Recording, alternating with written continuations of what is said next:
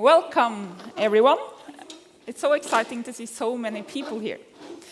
My name is Hanne Fjæringby Olsen, and together with my colleague Ola Vestengen, we warmly welcome you to this opening seminar of the Arena of Sustainable Food Systems. This arena is one of the 6 NMBU sustainability arenas, which all covers different topics regarding sustainabilities. And our activities will continue for 4 years, and we are looking forward to seeing the results from the work and how the arenas can influence the profile of the university. As a university, we have responsibility to produce knowledge for the future, both through research and by educating students. Our arena has the ambition to unite all 7 faculties at our university, and we are aiming for producing knowledge for change in our food systems, and being able to contribute to a transition towards a sustainable future. All participants in the arena covers different professions and different depth knowledge connected to a food system. And each one is connected to a vast variety of research projects and is involved in student education. To understand the complexity of food systems and being able to bring a system into balance, it is essential to establish communication and collaboration across disciplines and different spheres of actors.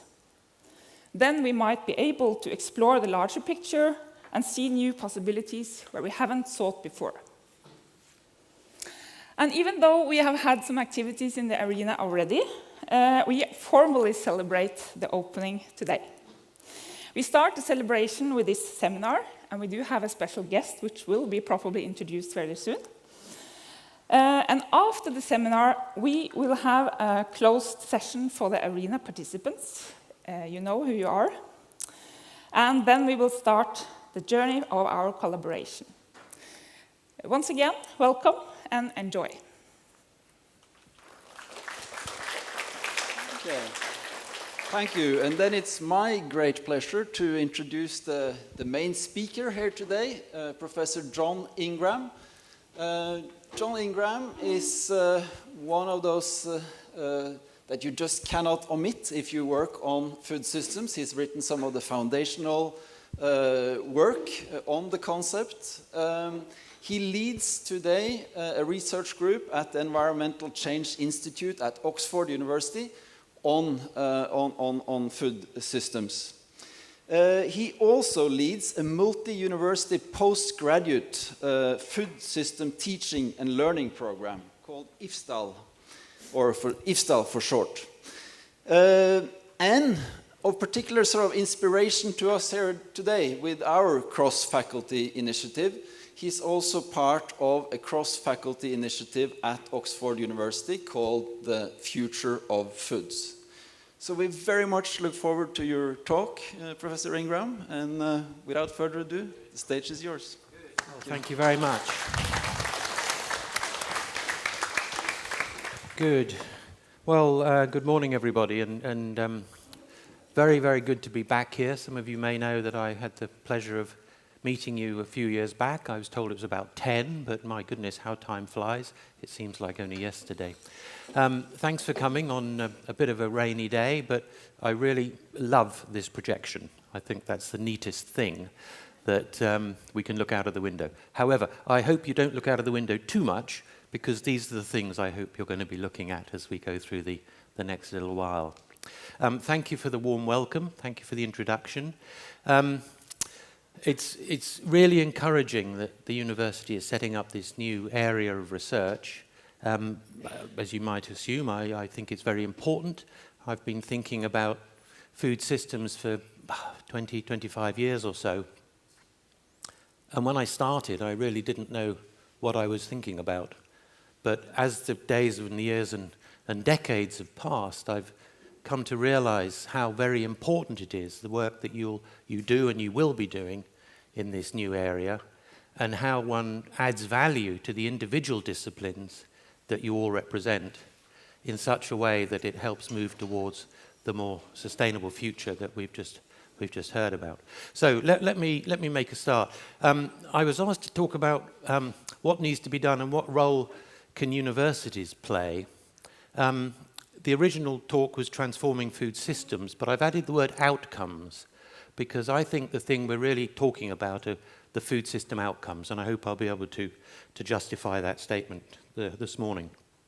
Three things I want to excuse me, think about. The role of universities, multiple roles, but obviously in research, but also in training, teaching the upcoming generation of scholars, whether they stay in academia or go out into the world of work, and outside academia, and then how we interact in a transdisciplinary sense with society at large, if you will, with just a couple of examples of the things we do from my group in Oxford. You made mention of the future of food.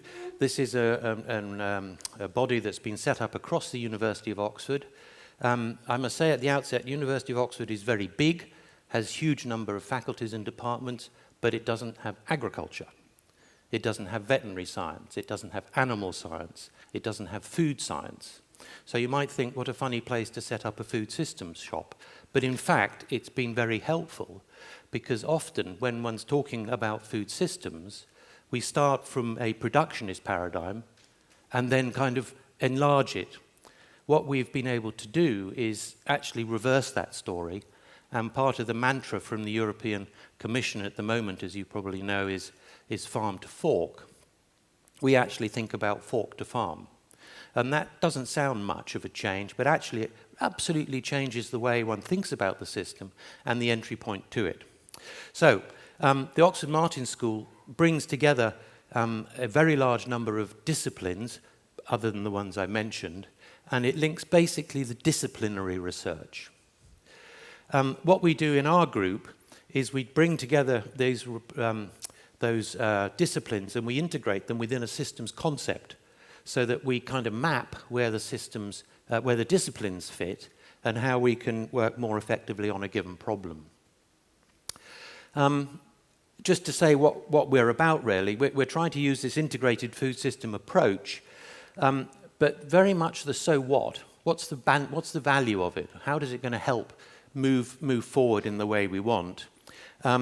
Particularly in practice as well as policy. And by policy, I don't just mean governmental policy, I mean the policy of any institution that's involved in the food sector. So private sector policy is really very important as well as civil society and NGO policy. And what we're trying to do is think about delivering these food system outcomes which are better suited for the role of society. And how we define that we will explore today. But we're also interested in innovative teaching methods, and something I'll describe later on in this morning about that, and thinking about knowledge exchange, recognizing different types of knowledge, citizen science and the like, and how we bring it all together. So first up, research in what I call conceptualizing food systems. And just bear with me as I unpack the concept, because this is the evolution of the thinking over the last few years. But before doing that, let's just start with a question to us all. What do we actually want from food systems? Food, obviously. Food security as defined by these three major components and have been, but then the notion of stability. Many people argue that stability is a fourth component. I argue it's an attribute of the other three. You've got to say stability of what? But then, of course, we have the notion of sustainability has come in, and more recently, the whole notion of agency of the individuals to access food. But it begs the question, excuse me, what else do we want from our food system? And a few of the ideas I have, all sorts of other things, which aren't related to what we eat, but related to what we do.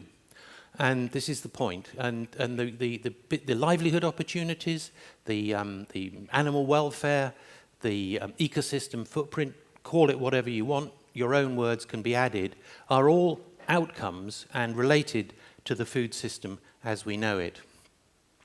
So some very simple diagrams, you're familiar with them I'm sure already, but to make the point that as we move from left to right, we are transforming that material that comes off the farm into something we want to eat.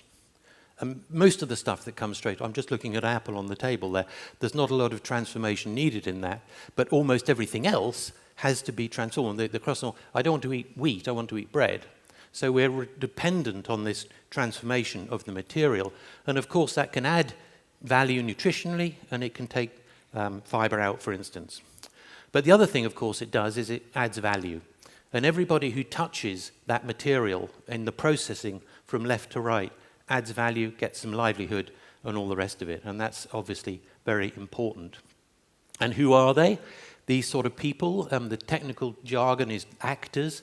I really prefer the word people, because that's who we are. And we're all on the map because we're all consumers. But of course, there's a whole range of other actors involved. And the point to make is that they are all influenced by a wide range of drivers, we'll think about, but also that they have a range of motives.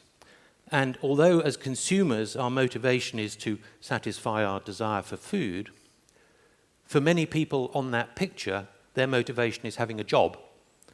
The person who drives the McDonald's truck probably isn't very interested in the stuff in the back of the truck conceptually, but is really interested in the wage packet at the end of the week. They are a fundamental actor in the system. So a nice colourful chart that came out from colleagues in the States a little while ago, but it's just making the point that the influences, the coloured balloons are all there all the time. And at any one point in time, and in one point in the process, one balloon might be more dominant in its influence than another, but they're all there, and they all co-conspire to affect the behaviour of what we all do. So I think the thing to do from a university point of view is say, let's talk about food security, start off. Think of the disciplines that we have in our universities and how we can bring those together. At the top of the slide, you see the well-known FAO food security definition. Lots of words in there. They're all important.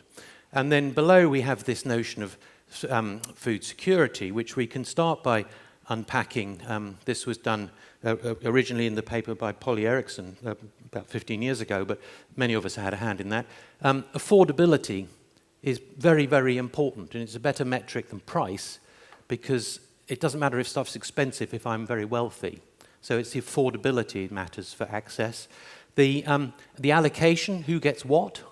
In this image, there's a refugee camp. They have been allocated food for a week by the relief program. The notion of preference, what do we like, what do we not like? That's totally legitimate. In terms of the nutritional value, what's in it? Has it got the right nutrients? A really important point is the social function of food, which is often not thought about enough. What's the role of food in cultural identity? What's the role of food in religious ceremony, in social events, weddings, Christmases, and all that sort of stuff? And it's sort of meta value. We're not talking about the physical stuff. We're talking about the cultural value of it. And then, of course, it has to be safe. We don't want it full of pathogens or ground glass or something. And last, of course, but not least, there's the production, the primary production from the ocean, from the forest, from the field. But that's over there and I'm over here, so it has to have a whole transport and logistics system in place, and therefore it needs a process of exchange. Now, these 9 elements, as we call them, are not completely random, because from a disciplinary point of view, they're actually distilled from the food security definition. And the argument goes that if any of the 9 elements starts to go down in its effectiveness, by definition, food insecurity starts to go up. So we've got to get all 9 buttons humming. That's the sort of the point of it. And you can see the disciplines involved in unpacking that definition, or aspiration, as I really think about it, in terms of the skills in the room and the skills perhaps in collaborating institutions. So think about the overall global food security situation. There's about 8 billion of us now, just over. We've got approaching 1 billion who are who are hungry, who don't have enough calorie, certainly not enough nutrient. We've got perhaps 3 billion of us who don't have the correct nutrient balance. In the UK, about 50% of the adult population is vitamin D deficient. Not fatal, but it's just suboptimal. It affects many, many of us. We're also very aware of those of us over-consuming calorie. To note that many of those and us also don't have the appropriate nutrient balance, so it's not just the calorie. And this notion of the triple burden of malnutrition emerged some years back from IFPRI big report. And it's important to recognize the word malnutrition means bad nutrition. Mal means bad. It doesn't just mean under. And in so much of the literature, we see the word malnutrition being used to mean under, which is fine, but it also means over. You do the sums, and that means that sort of less than half the global population is actually in the green spot. What do we do? How do we move people from the red circles into the green circle? How does the food system itself determine which circle any of us fall in? And here I go back to my fork from farm concept by starting to think about what determines which circle any of us fall in and why. What are the drivers of that? They're the words we saw a few moments ago in the food security definition, almost exactly. The affordability, the preference, the cultural norms, all of it conspire to determine what we have for lunch. In this part of the world and in many parts of the world, we go to the shop, and the material in the shop is there because of all the activities that we had in the earlier slide. The harvesting, the processing, the transporting, the advertising, the retailing, and all the rest of it. And that sets the actual quality and quantity and price at the shop. Those people get their basic material from the farmer or the fisher or the hunter, wherever it is, and they are dependent on the natural resource base and the diversity of that natural resource and their management of it. And they set the price and the quality at the farm gate. So you can see the way the picture's building up, but it starts at what determines what we eat, not what determines what we grow. It's a system, so there are feedbacks, of course. And the feedbacks and the feed-forwards are governed by these drivers that we were looking at earlier, which determine the dynamic of the system. What we also recognize is what we call the food environment, which is the immediacy of influence on us as consumers. And that grows in strength from the bottom of the diagram towards the top. So peer pressure, the positioning of a fast food restaurant in the high street, is there a candy shop next to a school gate, what are my mates doing, all of that is the environment, and that's something that we can actually manage. So in addition to that, we're also very aware of the environmental footprint. The data came from a big report in UNEP International Resources Panel. The numbers you're familiar with. What was interesting is that we're also now including plastics in a big way. You will remember the Attenborough show and all the rest of it. But we've seen this new data, about a third of the anthropogenic greenhouse gases are coming from the food system overall, not just the primary production. And there are other aspects of the food system that we need to think about. But let's also dwell on the animal-human interactions in the system. The diagram is showing the overlap between us, our human population, the wild animal population, and the managed animal population, and the nature of the diseases that are transmitted in those overlaps. And of course, you can put COVID across the middle of the whole thing if you wish. But we do see a change in the animal-human interface with the increasing urbanization, with the maintenance of cultural norms in various parts of the world. And there's another area that I'm sure many people in the room are familiar with, which is the antimicrobial resistance that's building up as a use of antibiotics in the animal husbandry industry, and of course in the human sector as well. But antimicrobial resistance is a real worry, and I think we need to think very carefully about how we better manage disease prophylaxis, certainly in the livestock sector.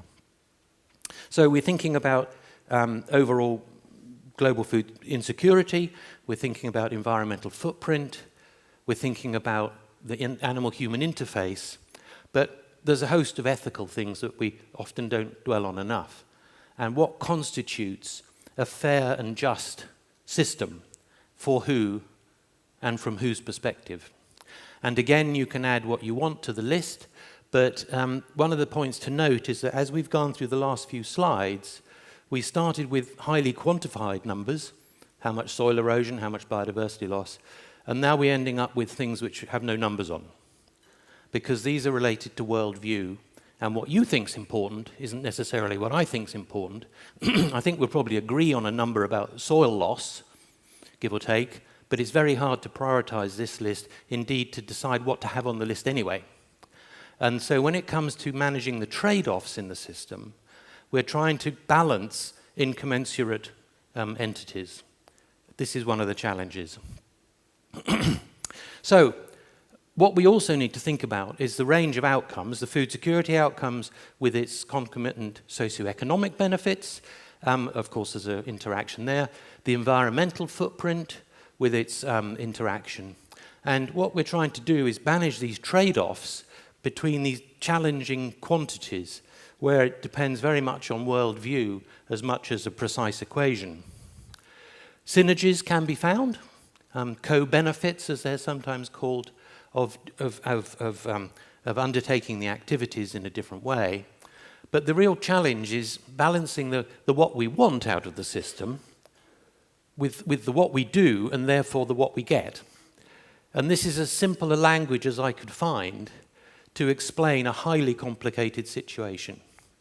Balancing what we want with the what we do, and therefore the what we get. And it's the what we get which is the area for negotiation. So we need to recognize the feedbacks in the system. The diagram on the right we've just explored. We have these major global socioeconomic drivers and trends, population, all the rest of it. Over the last 50, 100 years, these changes have led to measurable changes in the biophysical environment. Volcanoes and the like are, adding to that. We can't do much about that, of course. But the point about the diagram is it's not just one of the words on the left interacting with one of the words on the right. It's the interaction of the drivers on the whole system that is actually what we're trying to manage and understand. When the system is influenced in the way of this diagram, there is a feedback. Normally, the management is to enhance the socioeconomic outcome, more profit, better health, better political stability, whatever it is. However, there is, of course, always an environmental side to an intervention. And even if your goal is an environmental parameter, like improving river quality, there will be a socioeconomic feedback as well. So depending on what your goal is, you focus, you frame the agenda in a certain way.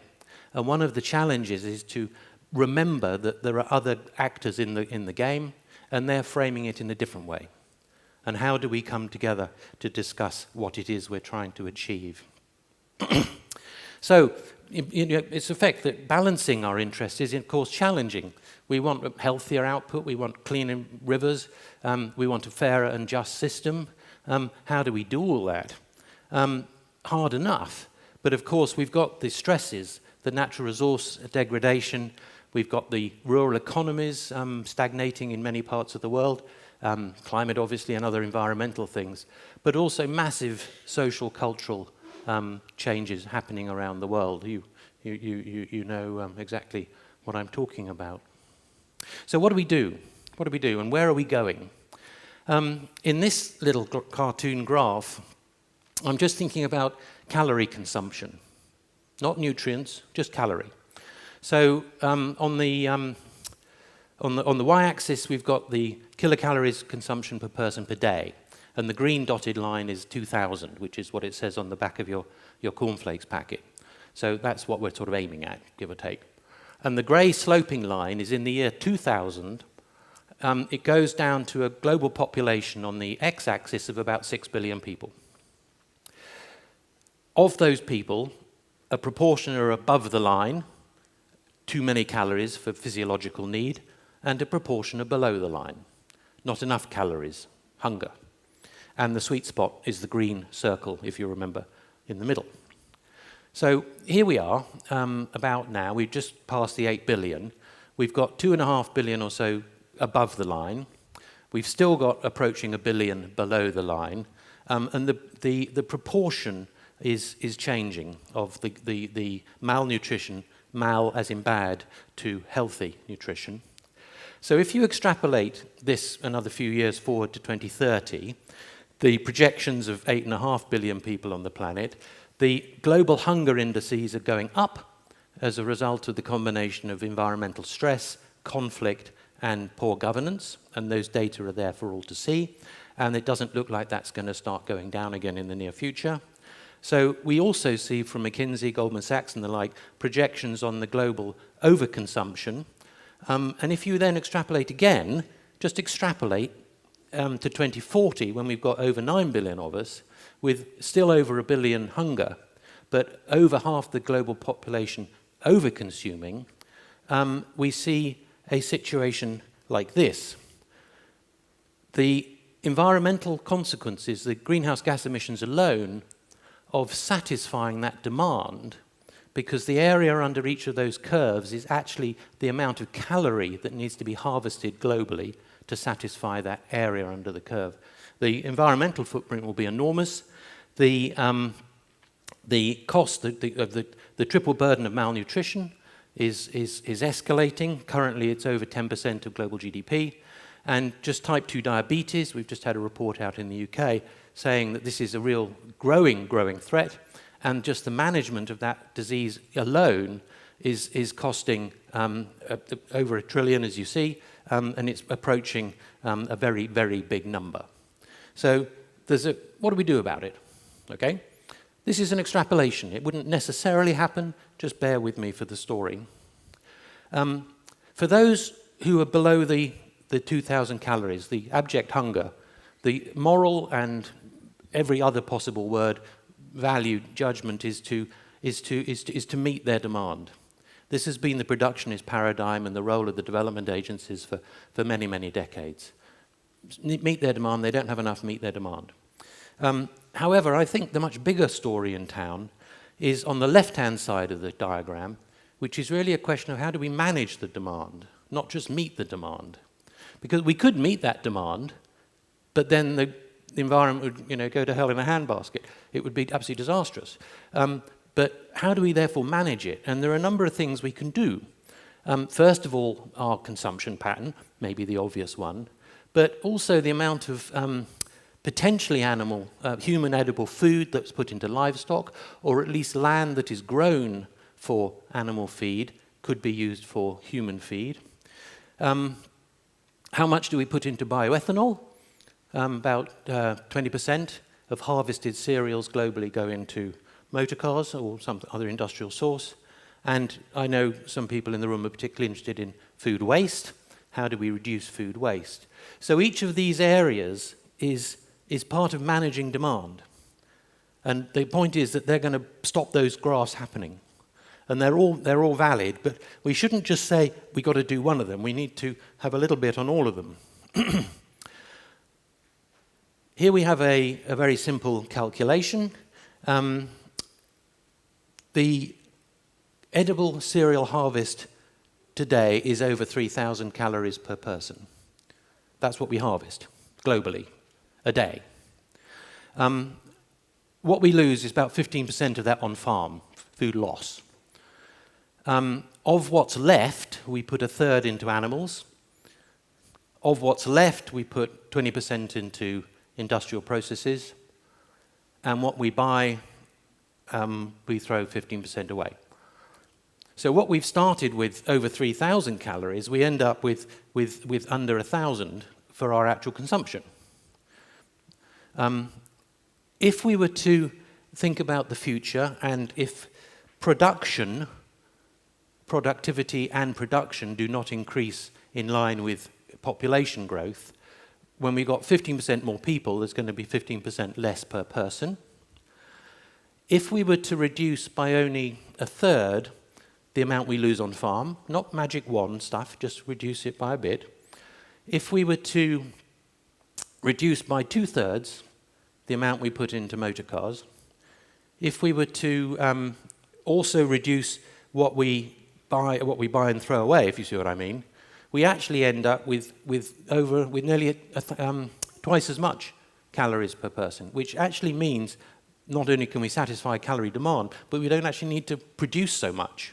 So there's less pressure on the global environment, as well as all the other benefits that would bring. But what are the challenges? They're not technical. There are some technical challenges, but it's to do with the politics and the political economy of the system. And how do we get in there and navigate that? So, in addition to all the disciplines we've seen, what else do we need? Behavioral sciences, much stronger on that. Economics, psychology, and the like political science. Politics per se, the political economy. Moral philosophy. What constitutes a fair and just system? Where are the philosophers? We don't have them in our group. And, of course, the engineers and other disciplines to deal with the logistics and the like. And this is because there are so many things involved in the food system, we need a very, very broad church to bring in the necessary skills to address it. So,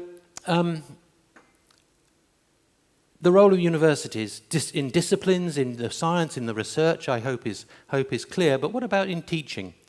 And another major effort we have in our group is related to preparing the next generation, food systems teaching and learning, the IF-style program you may have heard of, which is a multi-university effort.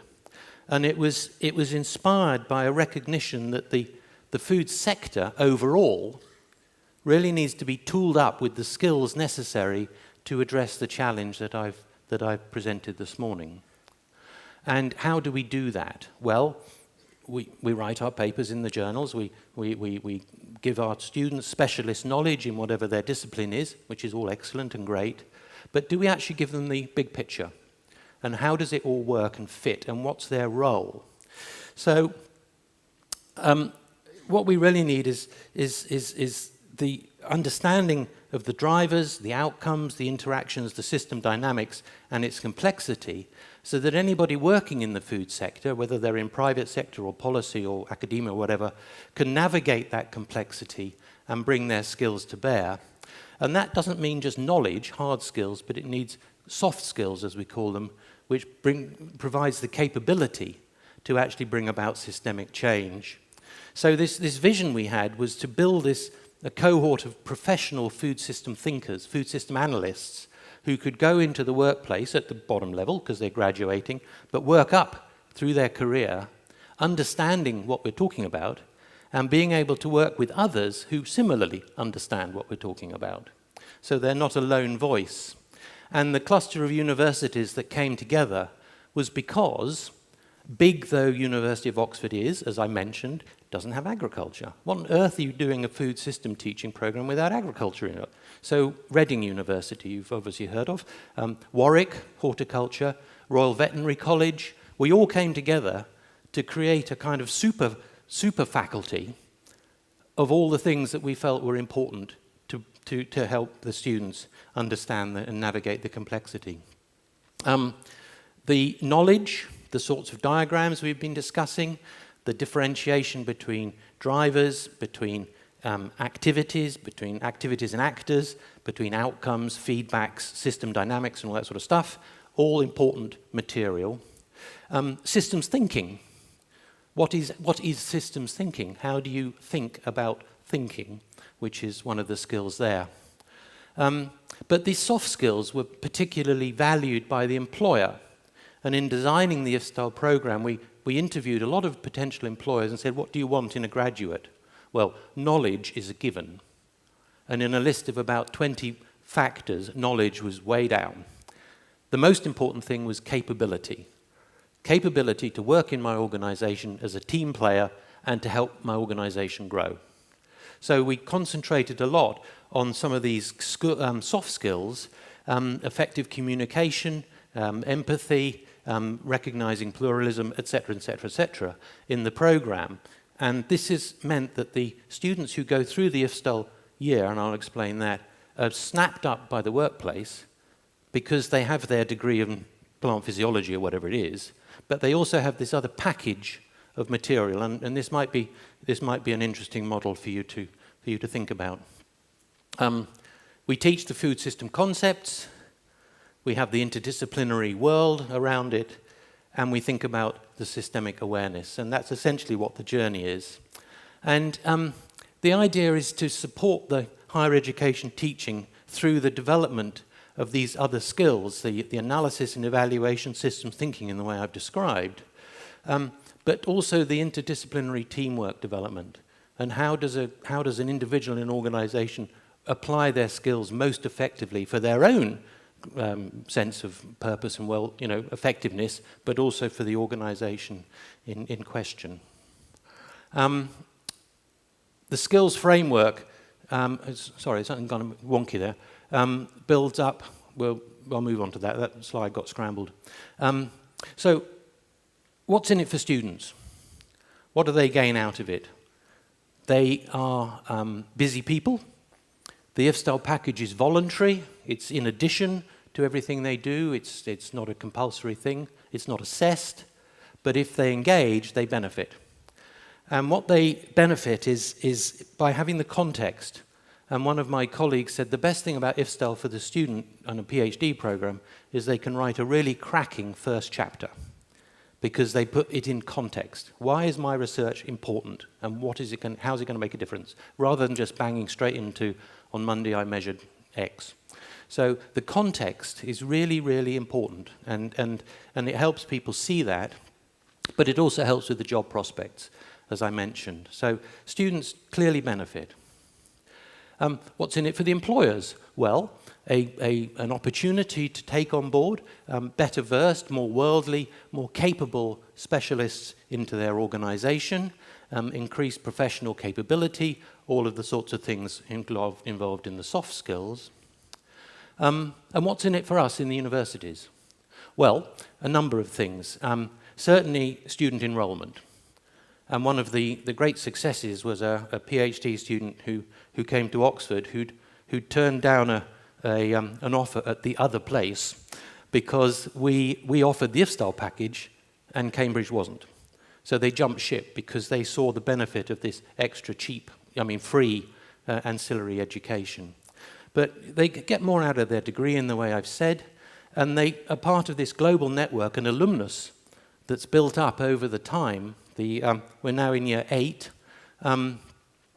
2,500 students have gone through the process, and we have an alumnus of 350 who we're in touch with, and they're all working across the food sector, across the world, equipped with this new ability to navigate the complexity. So just to begin to wrap up, here we've got how do we work with the city, what's the role of the university in society, if I can put it like that. Just a few examples. Here we have a big collaboration with Oxfordshire County Council, who's the regulatory authority within which Oxford sit, hand in hand with Somerville College, my college, and we've been looking at child poverty, food poverty in the county. And the county council have a duty to address this challenge, so they work with us to understand how to do that. Another example with an organisation called Good Food Oxfordshire, which is part of the Sustainable Food Cities network of the UK. And again, we have a major input into that. And they come and talk to our students about the nature of the challenge in the real world. And this was a project I did on the effect of COVID in West Oxfordshire, where I live, and what it was doing in terms of food poverty and why and how and all of those sorts of things. So again, using our analytical framework to analyze a situation that was very real at the time. So the university outreach and inreach is really, really important.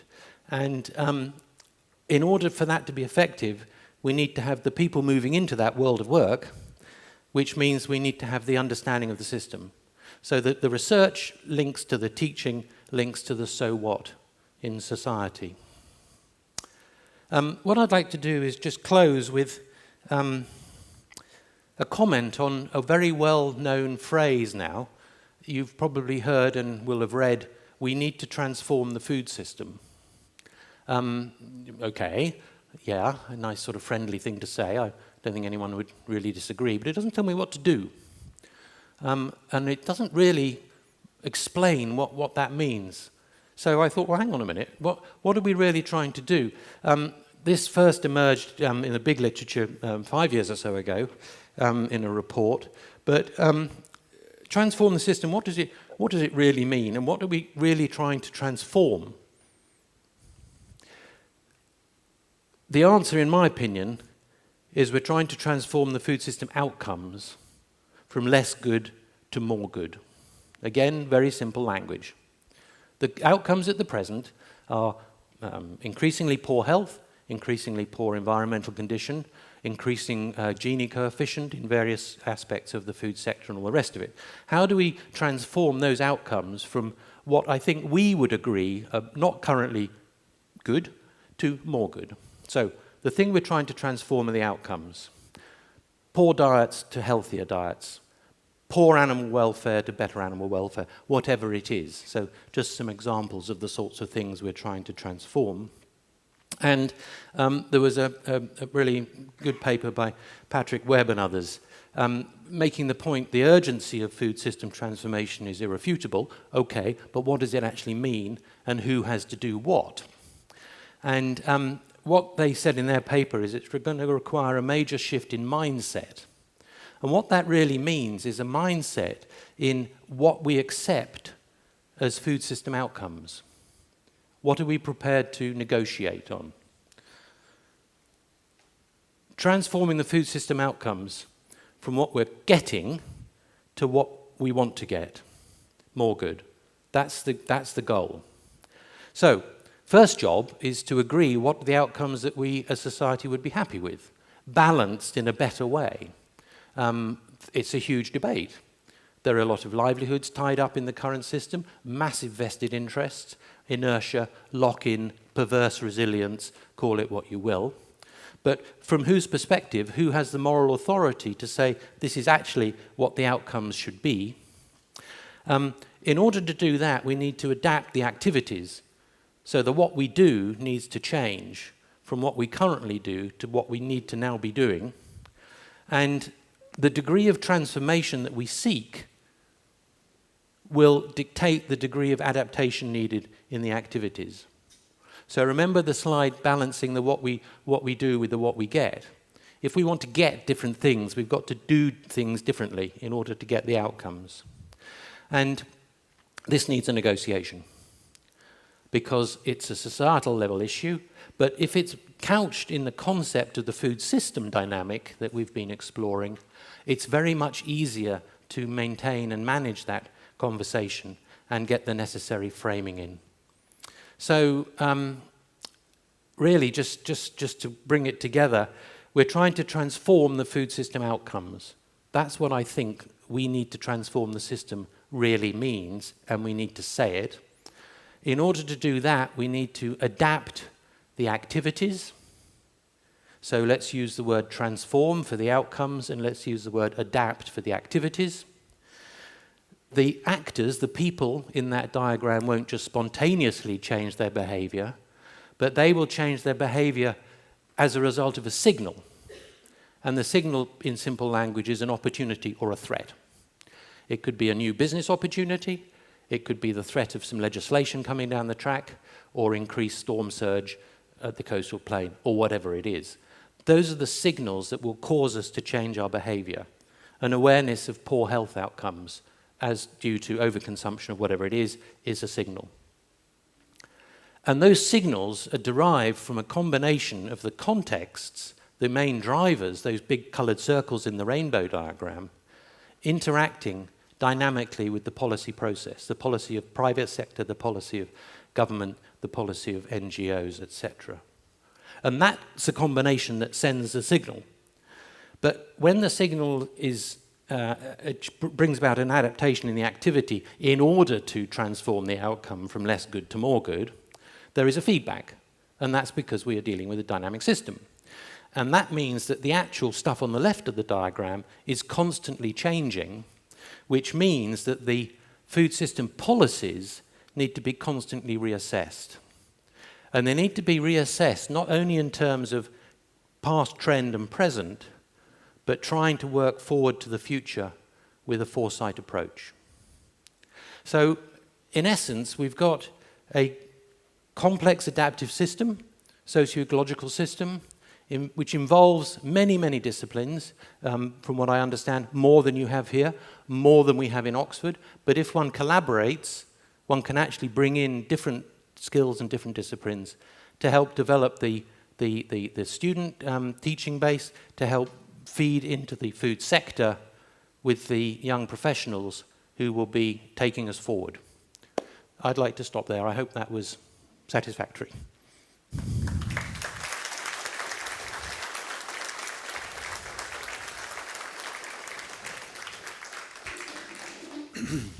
Thank you, John. That was really wonderful and sobering, I'd say. Thank you for, you helped us unpack a really complex concept here. And I'm also very glad that you sort of touched on all those 3 dimensions on research, education, and outreach. And that's exactly also the ambitions we have for this food systems arena here at NMBU. But, and key to this is dialogue. So let's start that dialogue. I'm sure there are comments, questions here in the audience. So please raise your hand. And and there's a microphone going around. I can start off, John.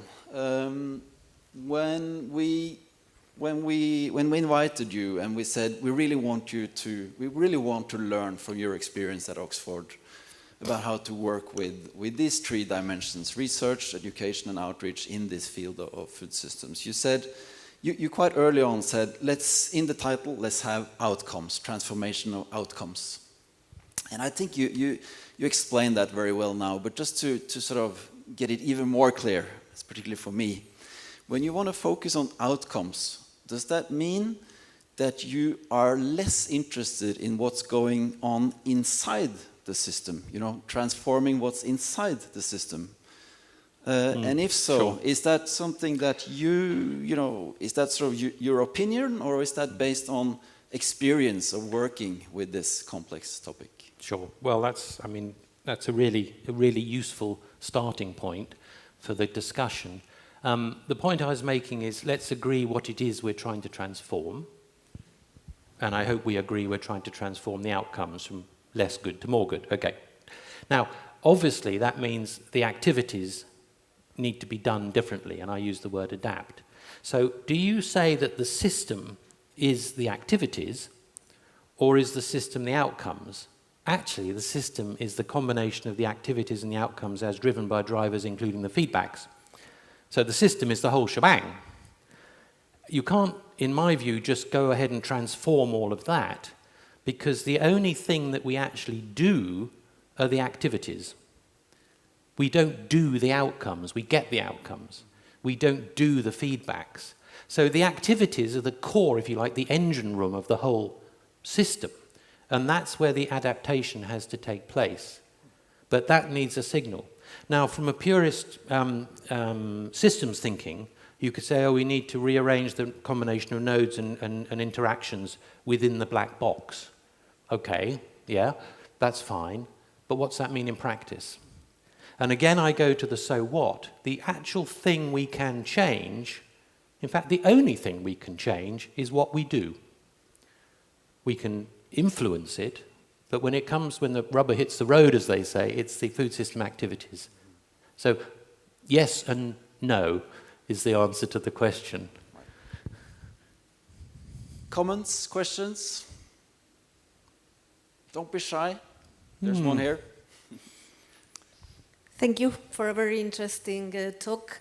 I'm a consumer researcher, so I really liked your idea of starting with the consumer and back, rather than the other way back, which is the more normal setup of the food systems, which I completely agree with. And I wanted to ask you about agency and the increase in agency, because I completely agree with you that it's one of the paths, but it's not that easy in a system that is constrained by, for example, policies and other of the things we do, as you were saying. So how to increase this agency without, because I find that sometimes it's very cynic, this approach of, okay, yes, consumers must decide, but they don't have the decision of what is produced or what are the legal implications or the policy implications and so on. So we give them a lot of responsibilities, but not enough agency. So how to change this balance? Yeah, I mean, great. How to change agency. What is agency?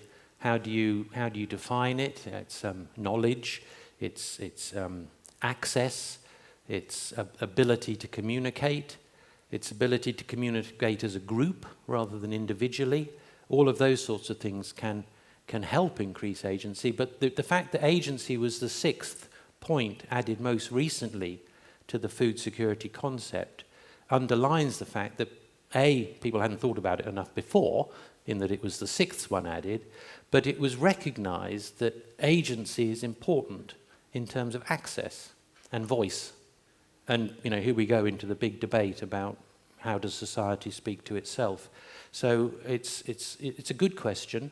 How do we improve agency? How do we enhance agency? In place, well, as I mentioned, knowledge, access, communication, networking, all of that sort of stuff. I mean, hopefully you can tell me, because I'd like to know. Thank you. Thanks for your lovely and inspiring talk. I am very interested in, this also implies for the whole society, not only food systems, but like closing open-ended loops in a way to like make everything we do more circular. And how do you picture that?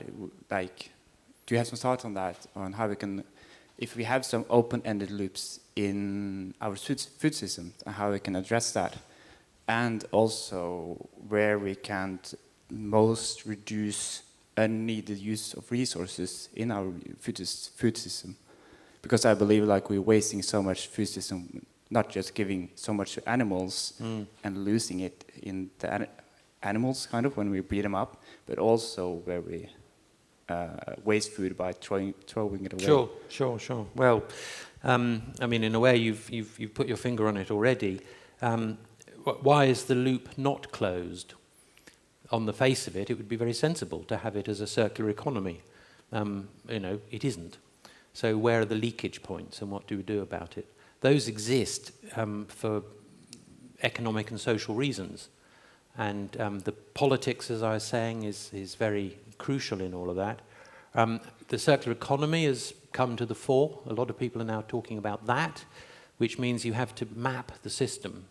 So you need to know where the leakage points are in it, who's in charge, who are the gatekeepers on those leakage points, and how do we work with them to close that and to make it more circular. Just in my sort of philosophy of how do we manage the system, how do we manage demand, all of those gatekeepers need to be included in that conversation. And food waste in our societies is an extraordinary phenomenon. I mean, it's mad.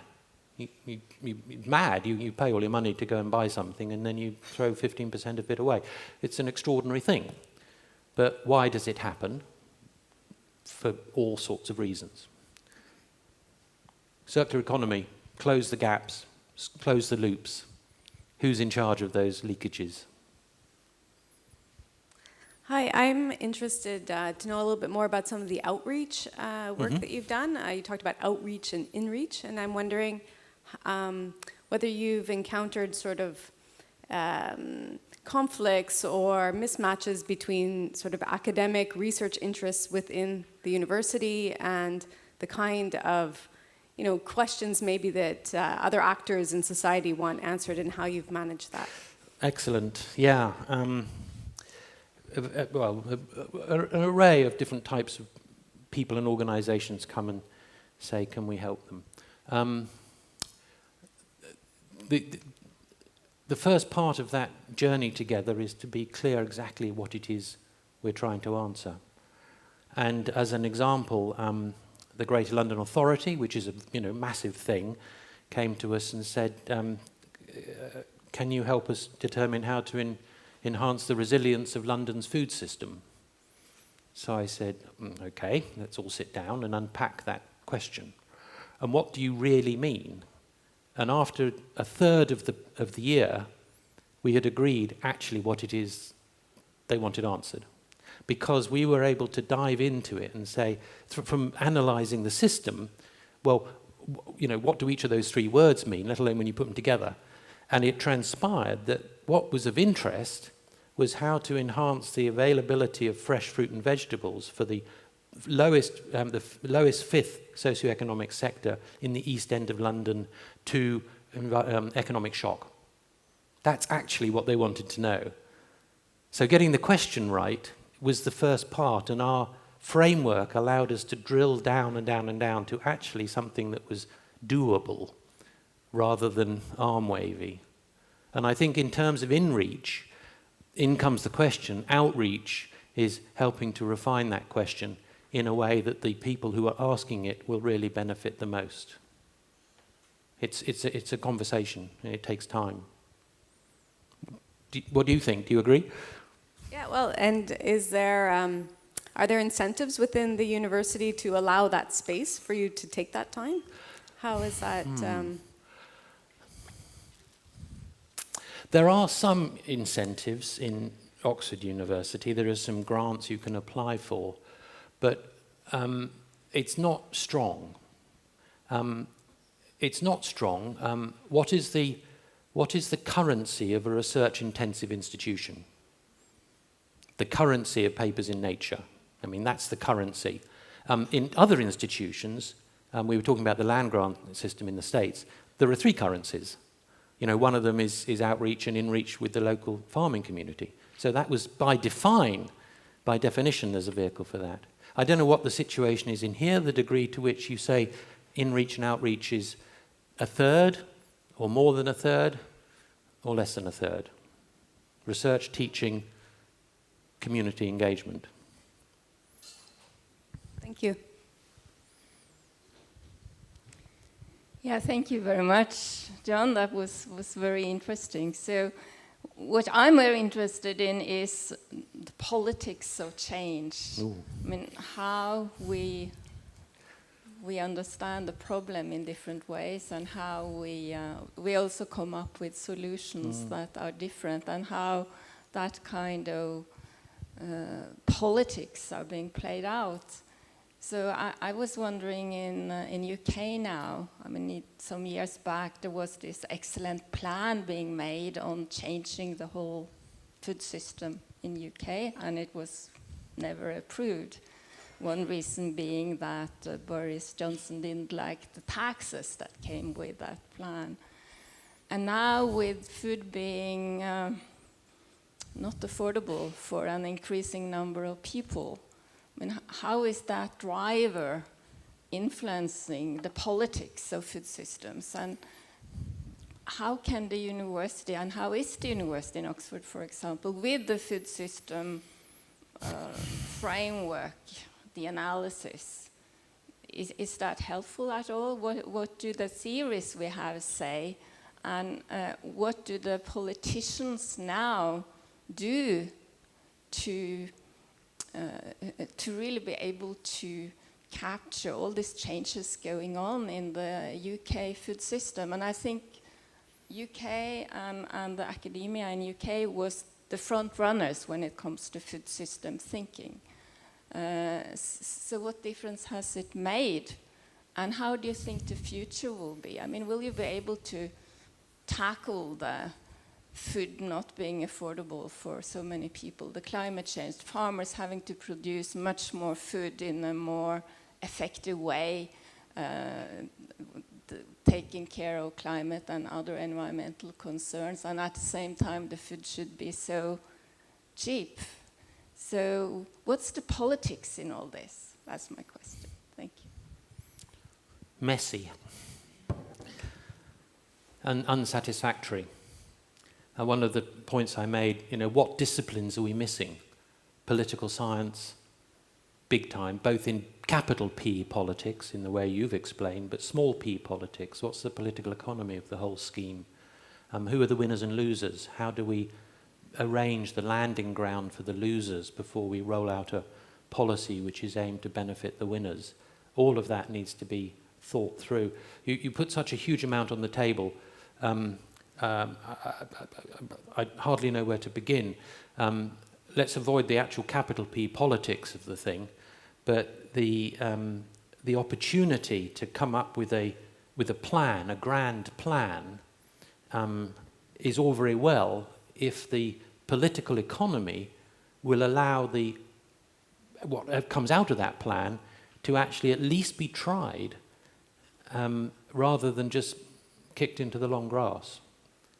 I mean, wow. I don't know if there's a radio show in the morning at 5:45 UK time called Farming Today.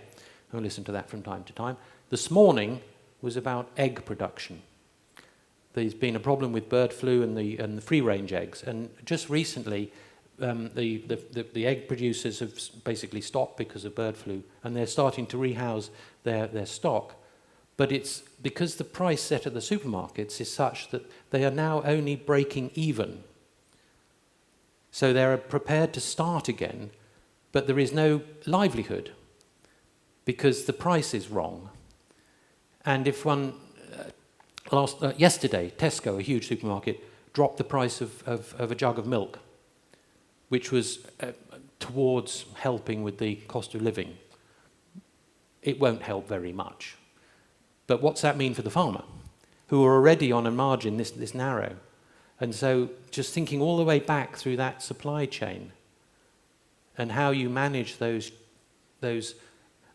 unforeseen consequences, the losers in it, is really where the political economy has to kick in, whether you're interested in environment or livelihoods or whatever it is.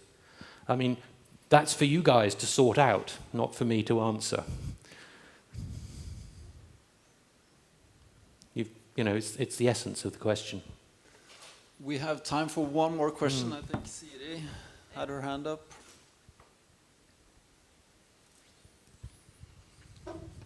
Thank you. In strong competition with Jens. Apologies, Jens. I saw your hand up too. Thank you. I'm Siri Eriksson. I'm from Faculty of Landscape and Society. And thank you for a very inspiring talk. I was quite intrigued by the way that you said that outcomes have to transform, but activities have to be adapted. And I was wondering, is adaptation really enough? Because adaptation conjures up a sort of adjusting to what exists. I mean, in some cases, we may have to completely shift into new activities or even new say, gender relations of production or labor relations of production. The abolition of slavery way back was more of a transformation than an adaptation, I would think. Yeah, so my question is really, is adaptation enough? Yeah. Or might it even Sure. entrench a system? Thanks for that question. If I just, I don't know if this is going to work. Is it going to go back to that slide? No, it isn't. Okay, thank you. That's what the slide was when we were talking about it.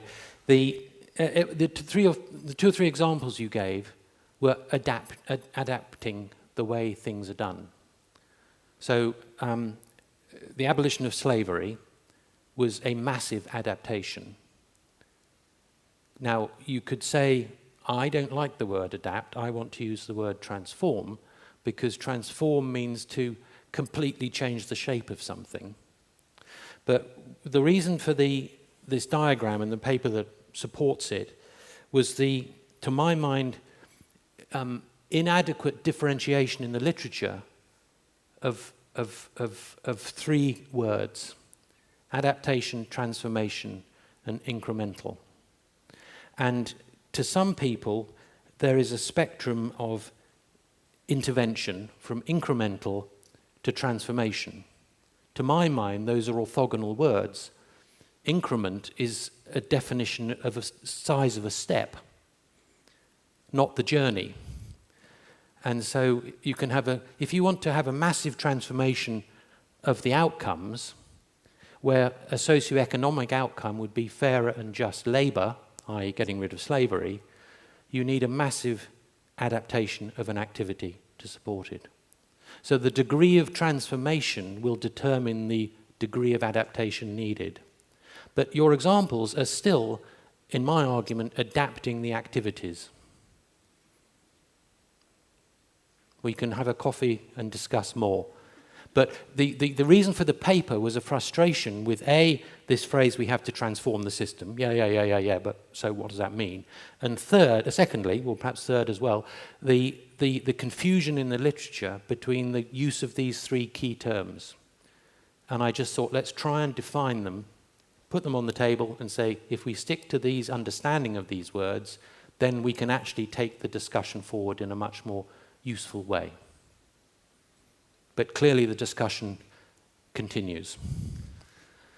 Thank you, John. That's a wonderful way to end this session, because now some of us will be going into workshop mode for almost the rest of the day. Sure. But thank you so much. Well, I have a small token of appreciation here. The Anthropocene cookbook. I didn't try any of the recipes, but and a puzzle. How very, very kind. Yeah, how very kind. But this has really been inspirational. Now there's coffee and fruits in the back, so yeah, please let's stay do that around together. for some 15 minutes or Thank so. you. And then some of you will, and you know who you are, will stay on for the workshop. So good, thank you. Well, thanks very much. This is a very, very kind gift. Thank you.